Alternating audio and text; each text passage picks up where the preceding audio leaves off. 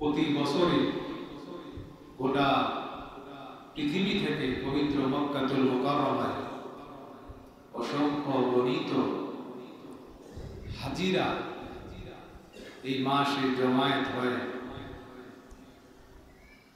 এটা একটি ফরজ ইবাদত, তবে এটা সবার উপরে নয়। যাদেরকে আল্লাহ তাআলা সম্পদশালী করেছেন তাদের উপর আল্লাহ তাআলা হজটা ফরজ করেছেন।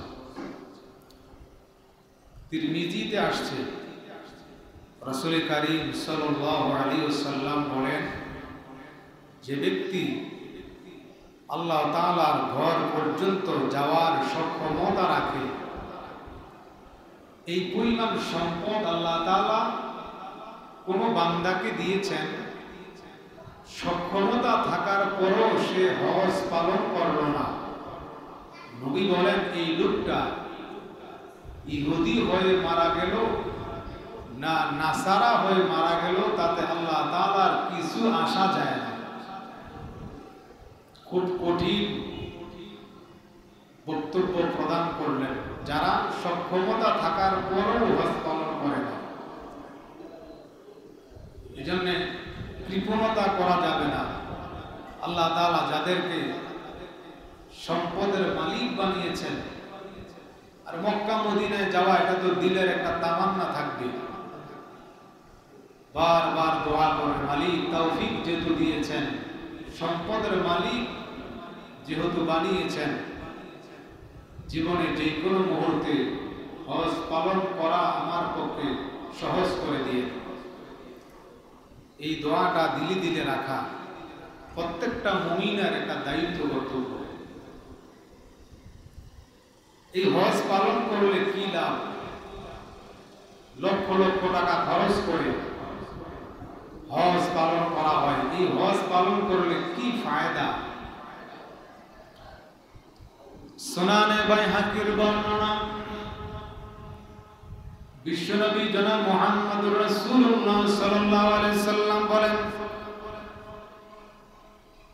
মান হাজ্জা, যে ব্যক্তি হজ পালন করে, ফাজারা কবরি বাদা মাউতি,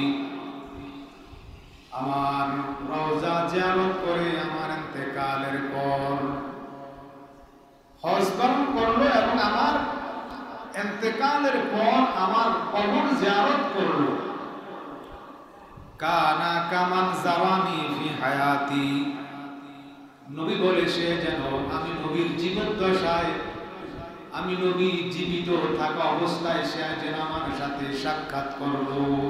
সুবহানাল্লাহ। কাজে হজ পালন করা আর রাসূলের রওজা জিয়ারত করা মানে হলো সরাসরি রাসূলের সাথে যেন বান্দা মুলাকাত করলো, সাক্ষাৎ করলো। সহিহ মুসলিমের মধ্যে আসছে যে হজ করলে কি ফায়দা, কি উপকার।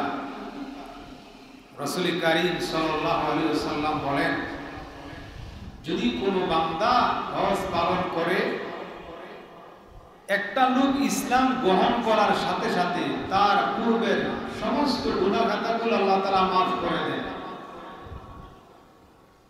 তার কাদিজি ফেরেশতা কিরামান কাতিবিন, 50 বছর বয়সে যদি একটা লোক ইসলাম গ্রহণ করে, একটা কাফির যদি কালিমা পড়ে, তার বয়স 50, জিন্দেগীর সমস্ত গুনাহ সাথে সাথে ডিলেট হয়ে যায়, নতুন করে আবার তার আমলনামা লেখা শুরু করেন ফেরেশতারা। কেউ যদি হিজরত করে, হিজরত করার আগে তার আমলনামায় যত গুনাহ ছিল সব গুনাহগুলো মাফ হয়ে যায়। তো রাসূল বলেন, কেউ যদি হজ পালন করে, হজ পালন করার দ্বারা আল্লাহ তাআলা তার জীবনের পিছনের সমস্ত গুনাহগুলো মাফ করে দেন। সুবহানাল্লাহ।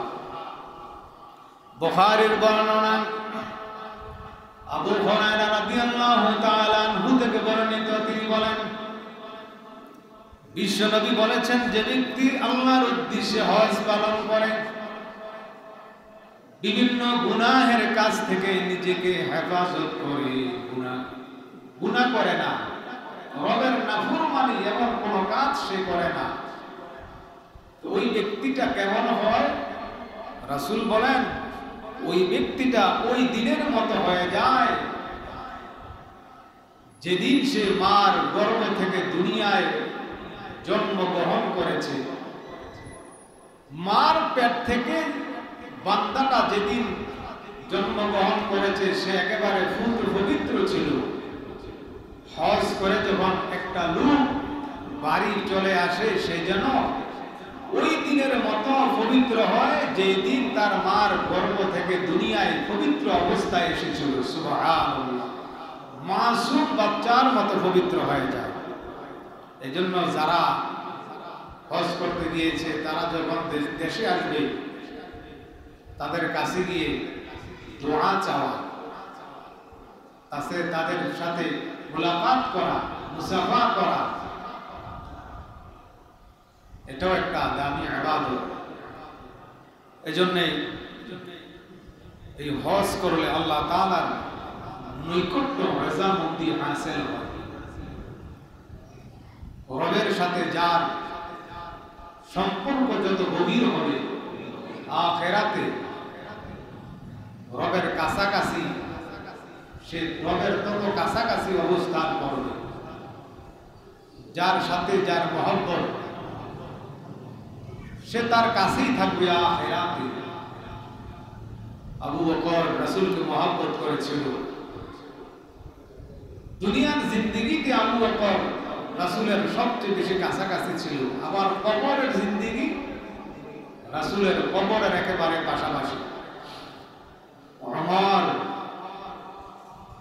দুনিয়ার জিন্দেগি রাসূলের সাথে কাটাইছে, কবরের জিন্দেগিও রাসূলের সাথে শুয়ে রয়েছে, আবার আখিরাতে রাসূলের কাছাকাছি থাকবে।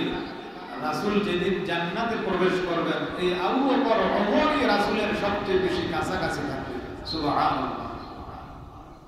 এজন্য রবের সাথে সম্পর্ক করলে আখিরাতে তার অবস্থান রবের সেরকম কাছাকাছি হবে।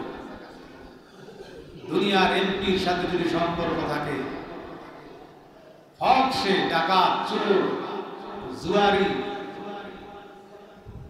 কিন্তু এমপির সাথে সম্পর্ক থাকার কারণে সব মাফ হয়ে যায়। চেয়ারম্যানের সাথে যদি কোনো মানুষের সম্পর্ক থাকে, সন্ত্রাস হইলেও তার কোনো দোষ নাই, বলে যে চেয়ারম্যানের সাথে তার ভালো সম্পর্ক, তারে কিছু বলা যাবে না। আর আরশের মালিকের সাথে যদি কারো সম্পর্ক হয়ে যায় তাহলে তার আখিরাত কি পরিমাণ সুন্দর হবে। দুনিয়া তো সুন্দর হবেই হবে, আখিরাতও তার সুন্দর হয়ে যাবে।